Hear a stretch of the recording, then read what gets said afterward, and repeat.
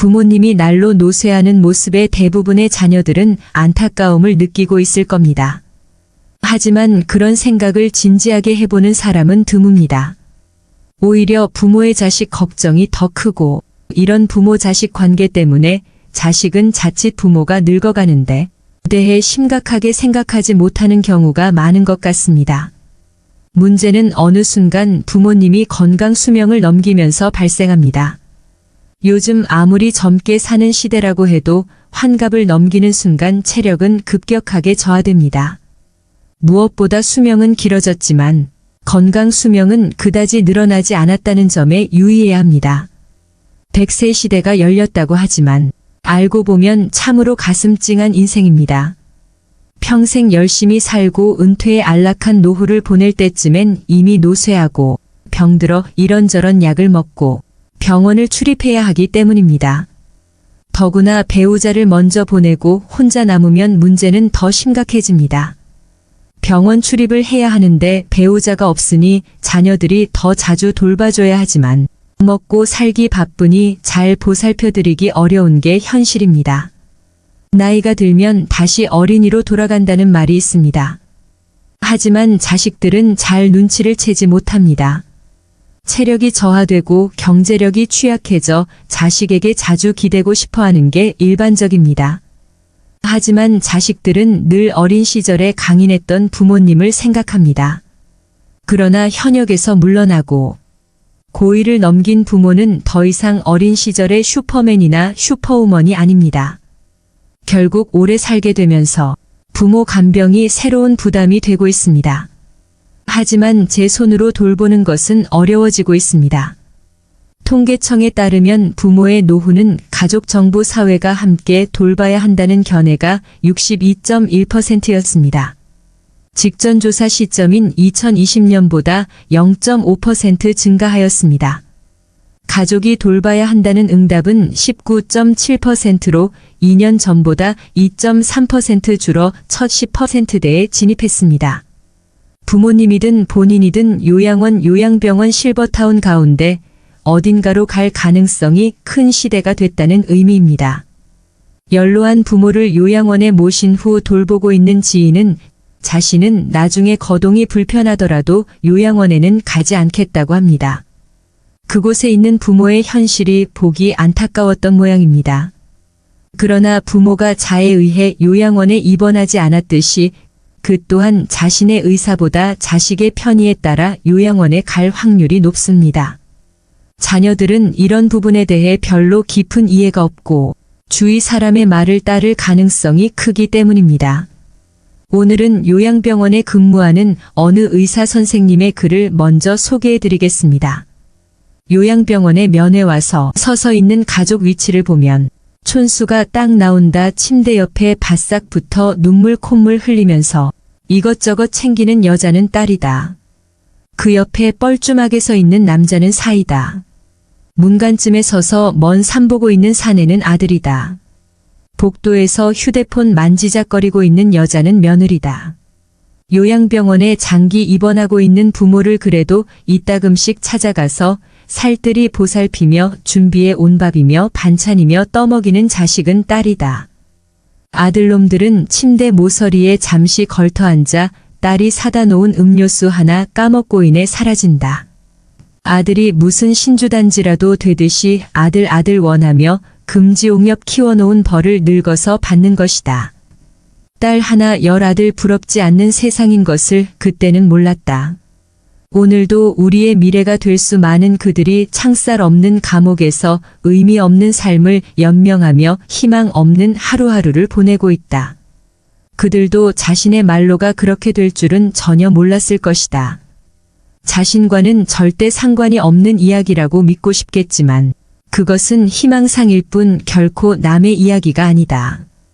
우리는 나이가 들고 서서히 정신이 빠져나가면 어린애처럼 속이 없어지고 결국 원하건 원치 않건 자식이 있건 없건 마누라나 남편이 있건 없건 돈이 있건 없건 잘 살았건 잘못 살았건 세상 감투를 썼건 못 썼건 잘났건 못났건 대부분 요양원이나 요양병원에서 생의 마지막을 보내게 된다.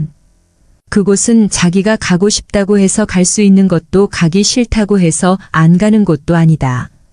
늙고 병들고 정신이 혼미해져서 자식들과의 대화가 단절되기 시작하면 갈 곳은 그곳밖에 없다. 산 사람들은 살아야 하니까. 두고 보면 안다 그래도 어쩌랴 내 정신 가지고 사는 동안에라도 맛있는 거 먹고 가고 싶은 곳과 보고 싶은 것 보고 하고 싶은 것 하면서 즐겁고 재미있게 살아야지. 기적 같은 세상을 헛되이 보낼 수는 없지 않겠는가. 부모가 마음과 다른 말을 하시는 건 자녀가 걱정할까 봐입니다. 자녀가 부모의 그런 말씀을 믿으려 하는 건 부모보다 자신을 먼저 생각해서입니다. 이것이 자식입니다. 나 역시 자녀에겐 그런 부모입니다. 하지만 부모님에게 조금만 더 관심을 가져주세요. 아프신 데는 없으세요. 늙으면 다 아프지 지낼 만은 해 부모님의 몸 상태 변화를 잘 관찰하세요.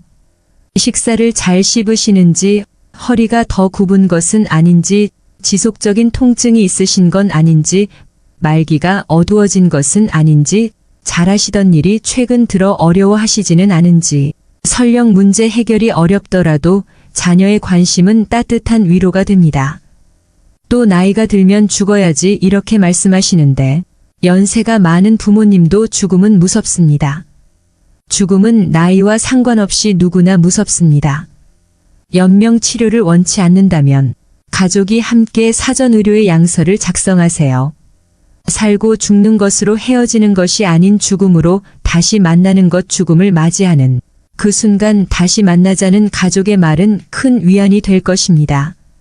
부모님은 늘 괜찮다고 하시지만 면회온 선주에게 줄 용돈이 없어서, 줄 간식이 없어서 속상해 하시고, 또 엄마를 보러 온 아들에게 마지막으로 엄마로서 밥 한 끼 해주지 못하는 것을 너무 안타까워 하십니다. 가끔 전화해서 엄마라고 불러주세요. 이러나 저러나 자녀의 목소리를 들어야 안심하시는 것이 부모니까요. 어느 한 어머니가 자식들에게 쓴 편지를 읽어드리겠습니다. 요양원에 나를 보낼 자식에게 가족들은 요양원 생활을 하겠다는 내 생각에 반대할지도 모른다. 그러나 대부분의 우리 세대들이 그리 생각하는 것처럼 나도 가족들의 짐이 되고 싶지 않다. 그렇게 해야 내 마음이 편할 것 같다.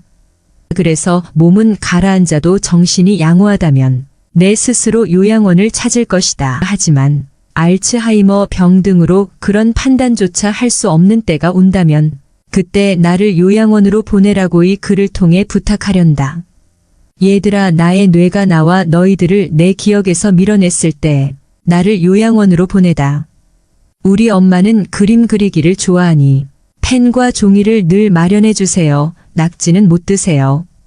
등등 내가 좋아하는 것과 싫어하는 것을 그것 사람들에게 미리 알려주렴. 간간히 내게 찾아와서 너희를 보게 해다. 낯선 사람 보듯 누구세요?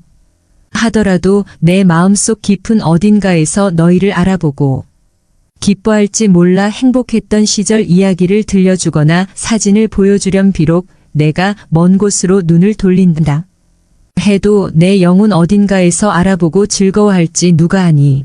여러분은 이 글을 읽고 어떤 마음이 드셨나요? 우리 세대가 20, 30대였을 때 노부모는 당연히 자식이 모셔야 한다고 생각하는 사람이 많았습니다. 그러나 지금은 자식들에게 짐이 된다며 부양을 원하지도 기대하지도 않습니다. 게다가 포기할 것이 많다며 힘들어하는 30을 훌쩍 넘긴 자식들의 부양까지 감당해야 하는 안타까운 낀 세대이기도 합니다. 반면 자식 세대는 부모 부양의 책임을 크게 느끼지 못하고 있습니다. 요양원에서 근무하던 지인의 말로는 요양원에 입소한 각자의 사연은 달랐지만 요양원에 들어오는 순간 바깥 세계와 단절되는 건 모두가 같았다고 합니다. 면회와 외출엔 아무런 제한이 없었지만 찾아오는 이도 나가는 이도 거의 없었답니다. 노인 27명 가운데 한두 명만이 가족이 일주일에 한두 번 찾아와 10분 남짓 머물다 가고 나머지 노인들은 명절에만 겨우 가족의 얼굴을 볼 수 있었다고 합니다. 요양원에 자발적으로 입소한 분들 역시 마찬가지라고 합니다. 자신의 모습이 초라해 스스로 세상과 단절하는 분들도 많다고 합니다. 평균 수명이 늘다 보니 노인 문제가 심각해졌습니다. 요양시설에 부모님 모시면 불효인가요? 이런 생각도 드실 겁니다. 치매에 걸린 부모님을 모시는 문제로 고심하고 있는 분의 사연을 들려드리겠습니다. 언제나 제 유년 시절 기억 속에 포근하고 유쾌한 모습으로 남아있는 어머니, 그런 어머니가 치매에 덫에 걸리신 지 벌써 2년째입니다. 제 나이 59살 어머니는 벌써 80 대시니 무리도 아니지요. 그런데도 여전히 전 어머니가 방금 전 식사한 것도 잊으시고 밥을 찾으실 때마다 화장실에서 뒤처리를 하지 못해 헤매는 모습을 볼 때마다 억장이 무너집니다. 어머니를 돌보는 일을 저보다 더 많이 하게 되는 아내를 벌면 목도 없습니다. 이제 어머니도 아내도 모두 노인인데 얼마나 지치겠습니까? 결국 얼마 전 장남인 제가 5 동생을 모았습니다. 무거운 마음으로 요양병원 얘기를 꺼냈죠. 다들 말이 없더군요. 내심 제가 계속 어머니를 모시길 바라는 눈치였어요. 그래도 저희 가족이 고생을 하니까 차마 말은 못하고 어떡하지 걱정만 하더군요. 결국 아무런 결론을 내리지 못했습니다. 동생들에게 어렵게 말은 꺼냈지만 저도 사실 결정이 바로 서진 않습니다. 어머니가 우릴 어떻게 키웠는데 요양병원이라니요. 이런 불효자가 있을까요? 하지만 매일 마주하는 현실이 너무 어렵습니다. 저는 어떻게 해야 할까요? 이와 같은 고민을 안고 사는 가정은 더 이상 소수가 아닙니다. 부모를 집에서 모셔야 효도라는 걸 머리로는 알지만 사회 구조가 변화하면서 효자 노릇이 버거운 사람이 많습니다. 과거처럼 어르신 부양을 가족이 도맡는 것만이 진짜 효도일까요? 먼저 제도적 변화와 함께 필요한 건 악해인과 가정이 우리 집안의 노년기에 대해 함께 대화하고 합의점을 찾는 것입니다. 부모님이 온전할 때 스스로 고민하고 내 건강이 안 좋아지면 특정 요양시설에 맡겨달라고 자녀에게 이야기를 꺼내는 것도 기억시온육 한 방법이며, 그 대신 일주일에 식사 한 번은 꼭 같이 하자는 등의 조건을 다는 것이 좋을 것 같습니다. 부모님 부양 방식에 대한 결정을 내리기까지 가족 내 눈치 싸움도 적지 않은 만큼 분란을 줄이기 위해 이견을 조율할 조정자를 결정할 필요도 있습니다. 상황이 나빠지기 전에 가족이 미리 협의하고 필요하다면 주 보호자를 정해 그 사람에게 결정의 정권을 맡기는 것도 좋은 방법입니다. 어쩔 수 없이 요양원이나 요양병원에 장기 입원하고 있는 부모님은 가족에 대한 그리움과 고독이 가득하실 것입니다. 자주 찾아가서 살뜰히 보살피고 대화를 나누는 삶의 지혜를 느끼시는데 도움이 되는 좋은 글을 소개해드리겠습니다. 몇 년 전 일이다. 나와 같은 병실에 80세가 넘으신 할아버지가 계셨다. 할아버지의 병은 깊었다. 할머니는 성경을 읽으며 지극정성으로 할아버지 곁을 지켰다. 아침 저녁으로 할아버지 가족들이 병실을 다녀갔다. 네 아버지 이번엔 못 일어나신다. 이젠 화장실 걸음도 못 하신다. 조금 전에도 의사가 호수로 오줌 빼주고 갔다. 할머니는 눈물을 글썽이며 아들에게 말했다. 아들은 아무 말이 없었다. 그날 저녁 할아버지 막내딸이 병실로 찾아왔다. 지방에서 올라온 막내딸은 할아버지 손을 잡고 한참을 울었다. 할아버지는 말이 없었다. 막내딸은 3일 동안 할머니와 함께 병실에서 잠을 잤다. 아빠, 나 이제 가봐야 하거든. 아빠하고 같이 있고 싶은데. 그럴 수가 없어. 김서방 출근도 시켜야 하고 아이들 학교도 보내야 해. 그녀는 울먹이며 늙으신 아버지 가슴에 얼굴을 묻었다. 아빠, 옛날 일 기억나? 아빠하고 나하고 매일 들길을 걸어서 학교 갔었잖아. 여름 장마 때면 아이들은 잔뜩 부른 개울물 앞에서 늘 아빠를 기다렸어. 감자처럼 작은 아이들을 한 명씩 가슴에 하나 개울물을 건네주었지. 아빠는 사랑이 많은 선생님이었으니까. 아빠가 학교에서 숙직하던 날 기억나지? 엄마가 싸준 도시락을 들고 내가 눈밭을 걸어서 아빠에게 갔던 날 내 발바닥 꽁꽁 얼었다고 아빠가 따뜻한 대안으로 내 발을 집어넣었잖아. 얼마나 차가웠을까. 막내딸은 울음을 삼키며 할아버지 가슴에 다시 얼굴을 묻었다. 딸의 울음소리에도 할아버지는 말이 없었다.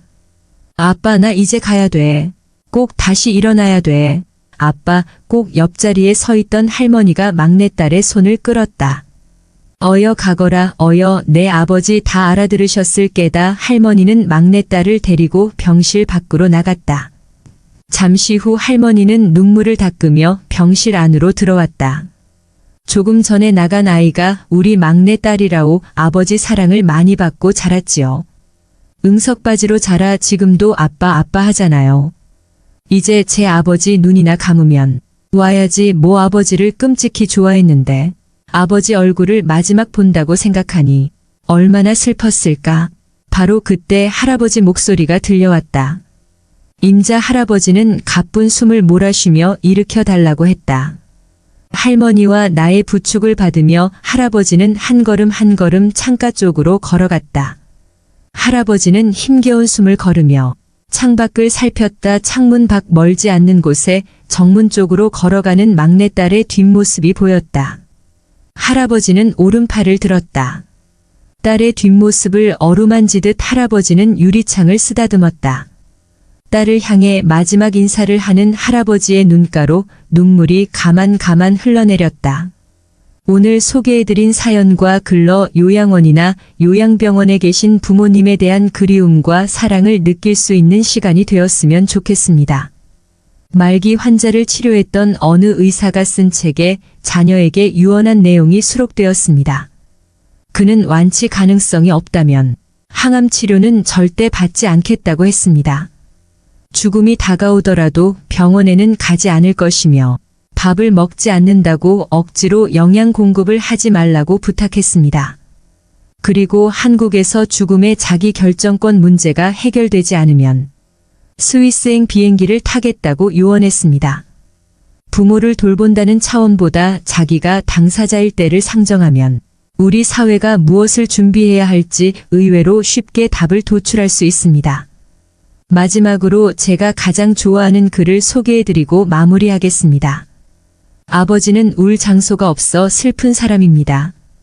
아버지란 누구인가? 아버지란 기분이 좋을 때 헛기침을 하고 겁날 때 너털 웃음을 웃는 사람이다.